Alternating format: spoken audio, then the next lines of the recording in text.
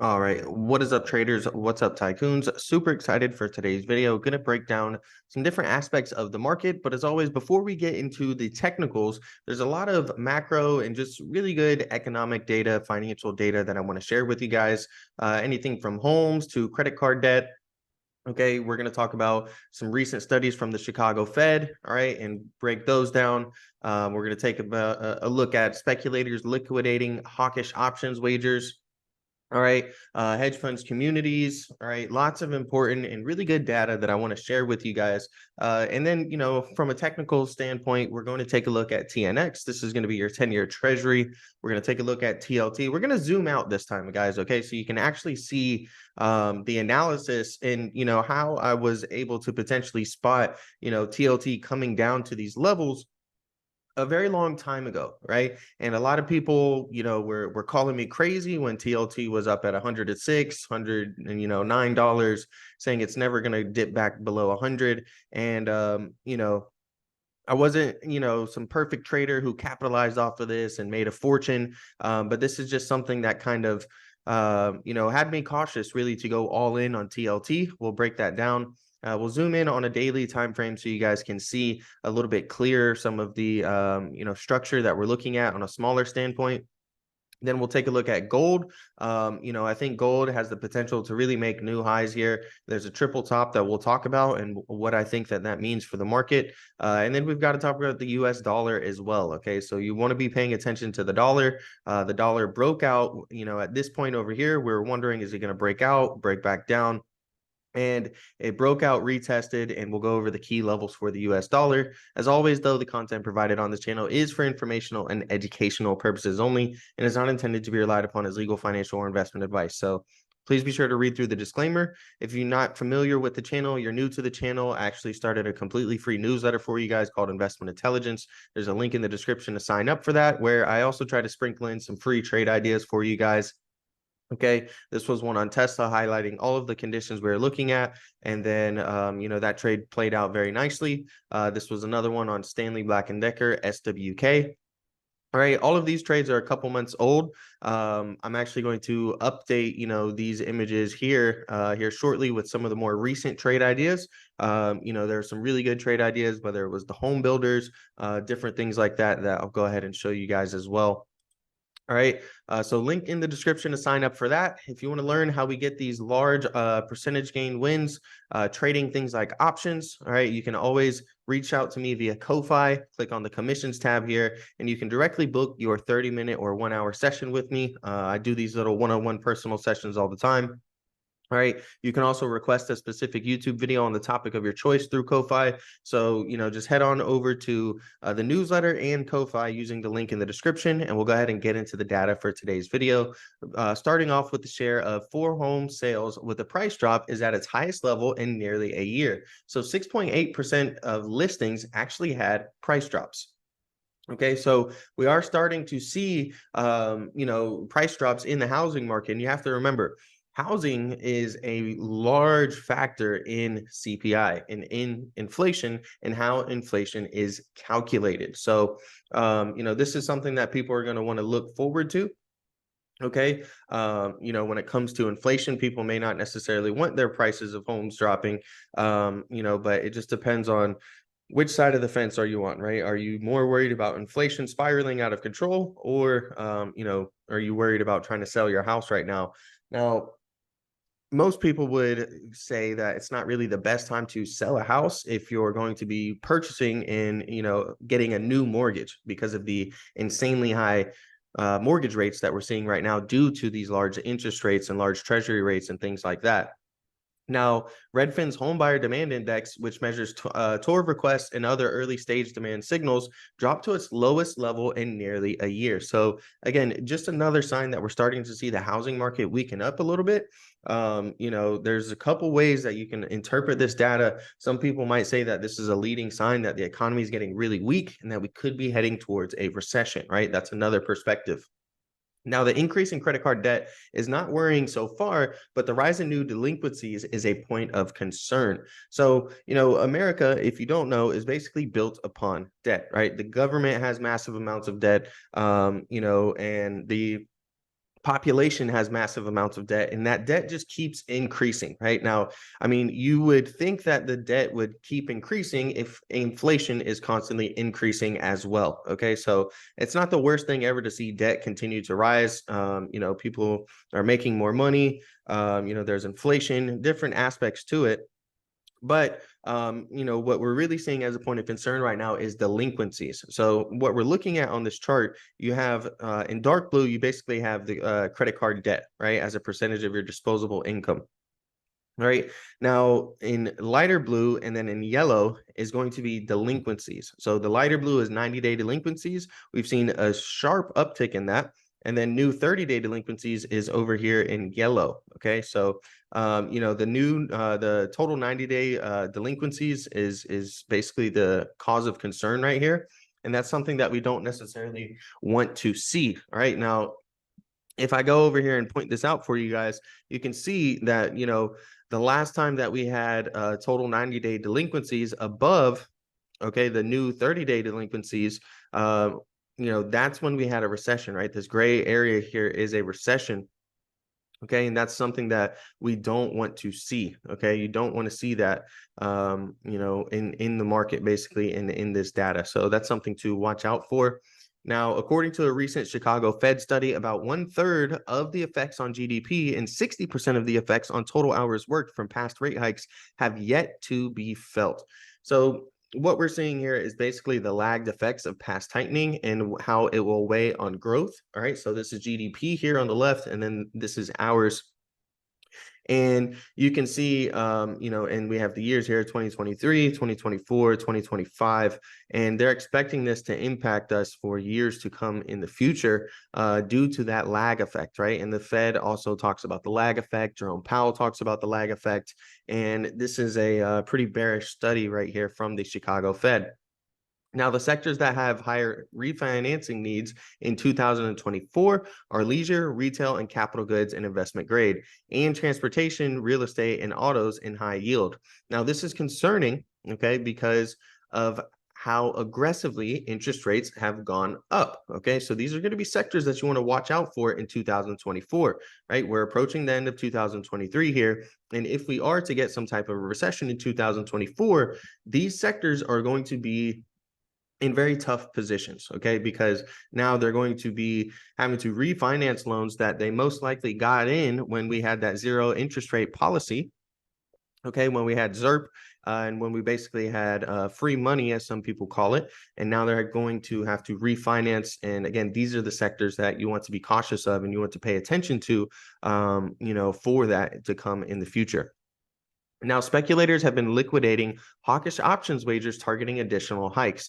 The rise in long positions in the latest JP Morgan survey of Treasury clients was the largest in 2 months to 28% from 22% last week. Now, what's really interesting about this is that Treasury yields continue to rise and TLT, bond ETFs continue to drop. So, there's lots of speculators hopping into the bond market and buying bonds, right? Speculating on things like this. But the biggest factor in the bond market in US Treasuries right now is simply supply. Okay. At the end of the day, these markets are markets of supply and demand. And no matter how much, retail investors, institutional investors pile into US Treasuries and show signs of demand, at the end of the day, there is too much supply. It's just that simple, right? Now, the reason there's so much supply is because we've already flooded the Treasury market this year with $1.76 trillion in US Treasuries. That's higher in the past decade than we've seen in an entire full year. Okay. And we haven't even finished the year. So, we're really just flooding the market and we're on schedule to continue flooding the market with US Treasuries. Now, Japan and China are two of the, largest US Treasury holders outside of the US.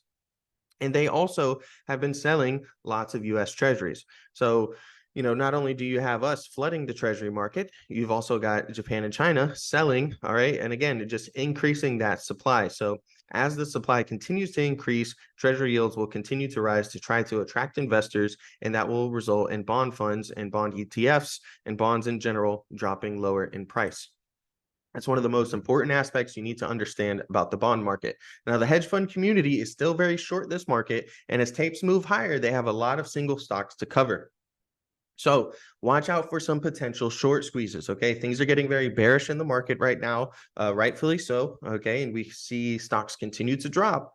Once a lot of these hedge funds cover their short positions, it's very possible that we could start to see some short squeezes in the market. So you want to be very cautious of this, trying to overly short things and not really have a game plan. If you are trying to short things, you want to keep that into consideration. All right. The potential for a short squeeze is always going to be there. And, we've seen a massive and really aggressive shorting from many different hedge funds, CTAs, and other things like that. So you want to be cautious of that. Now, corporates will become very busy at the end of the year, and November/December are the best 2 months of the year for executions. All right, what we're talking about is buybacks, okay? And we're actually starting to see the return of U.S. share buybacks. And, that's very nice to see. That's going to be something bullish for the market. And so we're going to see, how that affects the market, if that's something that can potentially help fuel the narrative for an end-of-year rally.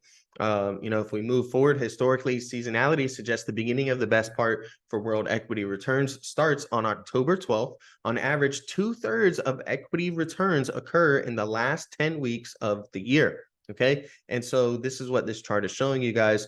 And I'm kind of in the camp of, this is more of my belief, is that the market is going to put in some type of bottom here very shortly within the, month of October. Okay. And we will get that end of year rally. Now, that's just an opinion. That's not a fact. This is a fact right here. And this is data with fact to support that, or with data to support that fact.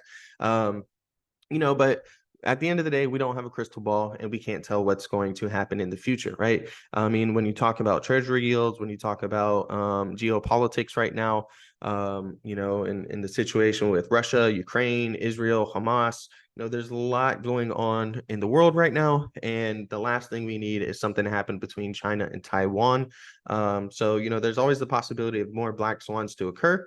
We'll go ahead and move forward. And analysts are revising estimates for energy, consumer discretionary, information technology, and communication services up the most, while forecasts are being cut in all other sectors. So, basically, these are the sectors that analysts are bullish on right now. Energy has been one that I've been pretty bullish on since last year. And, we're seeing energy perform really well. You have consumer discretionaries. So the biggest consumer discretionary stocks are going to be things like Tesla and Amazon. Tesla is, just putting out terrible earnings reports right now. And we're seeing the stock drop here currently. You have information technology, communication services. Again, those are the ones that analysts are basically the most bullish on. Everything else is starting to see, basically revisions down for the earnings estimates. Now, Deutsche Bank sees the S&P 500 earnings per share hitting a record high in Q3. So this is a pretty bullish forecast for the upcoming earnings season. And, we're going to see how that plays out. And, we'll be able to look back upon this data in the future and see if they were right, if Deutsche Bank was right about this. So I thought this was pretty interesting here, talking about earnings. We're going to dive into some technicals here. This is TNX. This is our daily chart. I do want to point out, that it's possible we may finally be seeing a peak in treasury yields. Now, that doesn't have to mean a long-term or a permanent peak, but we do have a bearish divergence here where we've created higher highs. Okay, so if you're not familiar with that term, bearish divergence, we'll just talk about a high right here and then a higher high right here, right? So we're making higher highs. Well, if you look at your RSI, which is a leading indicator, so meaning it's going to tell you what price action could do in the future. Okay, and it's saying that we have some bearish divergence right here. All right, so and the reason being is because as we're creating these higher highs, we're making a high here and a lower high here. So we're losing relative strength in the 10-year treasury yield while it's continuing to make these higher highs. We basically rejected this trend line here. Okay, and this is basically the systematic and structural buying and bullish channels that we've been trading in on the TNX. We bounced off of support here at 4.894. If this thing wants to continue going higher, which is very possible it may due to the supply issue, 5.04 and 5.121 are going to be my next overhead targets.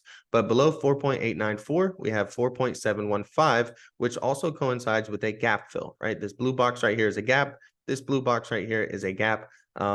These gaps, they tend to fill about 90% of the time historically on the daily charts. It's just a matter of when, right? So they could take days, weeks, months, even years for some of these gaps to fill. In the 2022 bear market, we saw many stocks, finally fill a lot of the gaps down that they needed to fill from years before.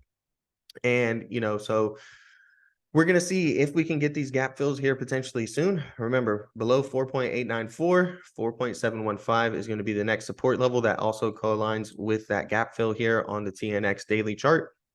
We do have that bearish divergence. What you're going to want to be cautious of is a break of this bearish divergence. If we break out of here, okay, that's going to be bullish for the TNX and suggest that it could head up higher to the price levels above that I just mentioned. Okay, so that's TNX for you guys right there. This is TLT, the weekly chart we mentioned. We're going to zoom out a little bit so you guys can see the overall big picture, right? So here's our massive wave one down. We had a wave two, wave three. Okay, it came exactly down here to the 1.618 extension. Very neat, very clean from a technical standpoint. And this was confusing for a lot of people, right? This period of price compression here forming this triangle pattern. Some would call it a bear flag. To me, this was an ABCDE wave 4, okay? And once we broke through this structure, we came down and got our wave 5. You can see here, we tried to retrace and get a reversal here, but we were not able to break above the 61.8% retracement level on TLT, which was going to be a big sign, that we're potentially going to get 100% retracement. The percentage and odds greatly increase when you can get above the 61.8% retracement level for 100% retracement. And we were not able to do that. We broke below our triangle pattern, as I mentioned, and wave 5 targets are going to put us around $80 on TLT. Now, I've mentioned that's not a exact price level to live or die by. So it could be $82, which we just came recently into the $82 range. We're looking at the daily chart here, and we could potentially even go lower than 80, right? It could dip down to 78.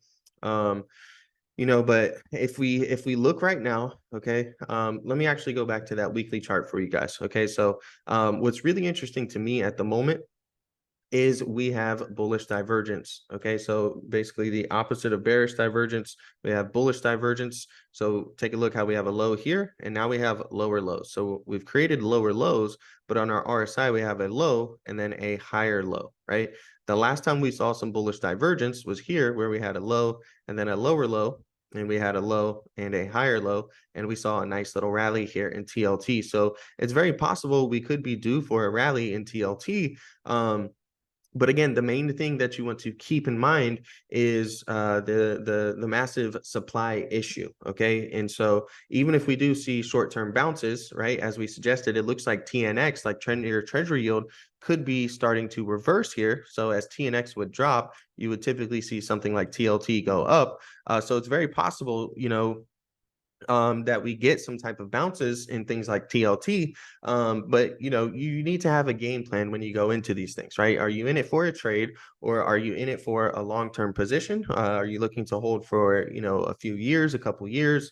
Are you looking to hold for 1 month, 1 week, 1 day? You want to come into these things with a plan, so that way you can stick to your plan and not become a bag holder necessarily.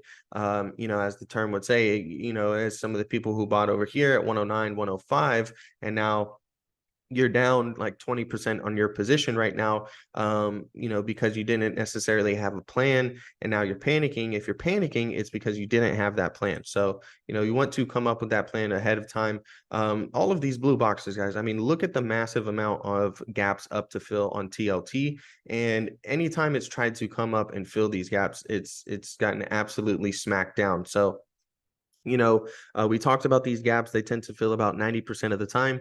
The big question is when, and who knows when at this point, right? We may come up and fill some of these shorter term gaps. When we're hitting here, We also had a little bit of bullish divergence, right? You can see here where we created a low, and then, came in and made a lower low, and then we had a low, we had a higher low. You can see that very clearly. And we're looking to see if we could get the gap fill up to maybe, $90 or potentially even $93. And we were unable to do that. And then we started gapping down even more. Now we've got an inside bar here. So if we break below this level of support, which is going to be Thursday's lows, that's going to price is going to be drawn towards this $80 price level here. Okay, so keep that in mind. And that's something you want to be cautious of. Now, again, we do have that bullish divergence on the weekly and as well as on the daily time frame. But the big thing that is a concern for me at the moment is going to be this right here, this bearish crossover on the MACD. These crossovers on the MACD have been a really good signal for the daily time frame when it comes to being a buy or sell signal. So if you're going to be bullish, you really need to see this thing curl back above the red line. Okay, and you really need to see a bullish MACD crossover. If this thing continues in a downward fashion, it's going to indicate that there's still bearish momentum and that we're most likely on the path to create new lows on TLT. So that's my thought on treasuries and bonds. If we take a look at gold, this is a weekly chart. We have a triple top here, which is something that I'm paying attention to, right? We have a top here, we have a top here, we have a top here.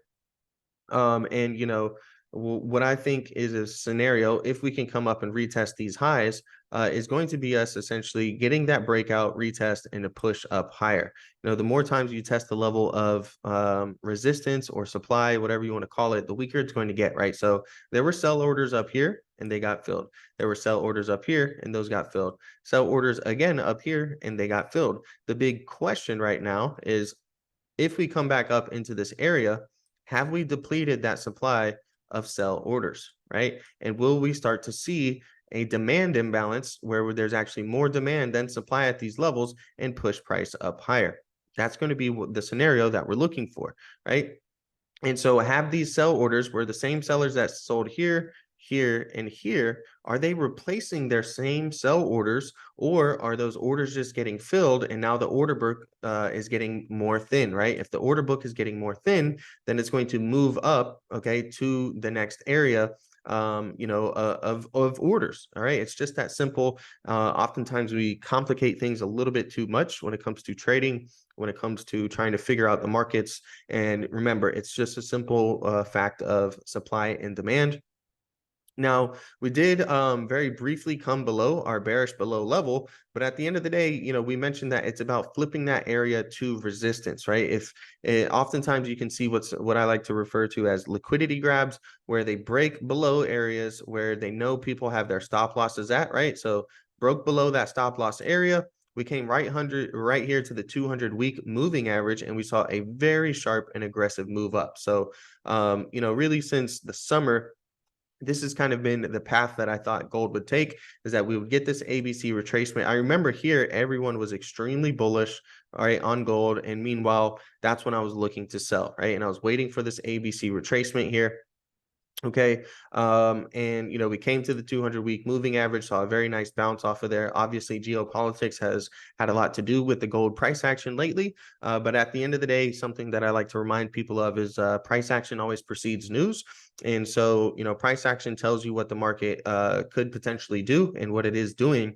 And then, the news oftentimes will fuel the narrative, right? And give you the narrative behind oh, well, the market did this for this reason. Okay. So, things are going to plan here. I wouldn't be surprised if we start to see gold pull back a little bit, but ultimately I'd like to see gold continue heading up further and, retest this former supply zone where we had a triple top. We're either going to form a quad top and get a hard rejection and come back down, or in my opinion, I think that it's very possible we can break out past here and, look for a breakout retest and push up higher, get above this 2100 level when it comes to gold. So we'll see how gold develops and how that progresses. When we look at the US dollar, again, we mentioned, there's a key area here right around the 105 price level, and we wanted to see what price action was going to do, right? We rejected it many times over here, and this is a really good example, right? Over here, we basically had a triple top as well. So if you see, we have, a top here. Okay, we've got a top here, and then we've got a top over here, right? So again, another triple top Okay. And what do we do when we come up into that area? Well, now the order book is thin. Those sell orders have thinned out. All right. And the same sellers that were over here, and over here, they were not present when we were here at this moment. And that's when we created a demand imbalance. We came back, retested that zone, and pushed back up. Now, the big question for the US dollar is all of this a head fake, right? That's your big question right here. Is this just a head fake and we're going to actually get a look above and fail and actually head back lower? Okay, that's one thing you want to monitor when it comes to the US dollar. For now, we're holding support at 106.107. Overhead resistance is going to be 106.833. And above there, the bullish price target is going to be 107.86. Now, below support of 106.107, we're going to, 105 is going to be a psychological level, but also 104.718. And if we break below 104.718, I think it's possible that we can come back down and retest this 200-day moving average. That's going to continue to tick up. So by the time if we started to break down around those levels, that would be around 103.5 to about 104. You can see here when we broke above that 200-day moving average and flipped it to support, continue to push up higher. Another sign of, a little bit of bullishness when it comes to the US dollar. Now, don't forget to sign up for the newsletter, guys. Okay, it's Investment Intelligence. Link is in the description to sign up for that. And if you ever, want to book those one-on-one sessions with me, and you enjoyed this video, and you'd like to schedule a time for a session, you go ahead and use the link in the description to head on over to Ko-Fi. Click on the commissions tab. That's where you can request a specific YouTube video on the topic of your choice, and also directly book a 30-minute or 1-hour session with you guys. Thank you for watching the video. Smash the like button and subscribe for more.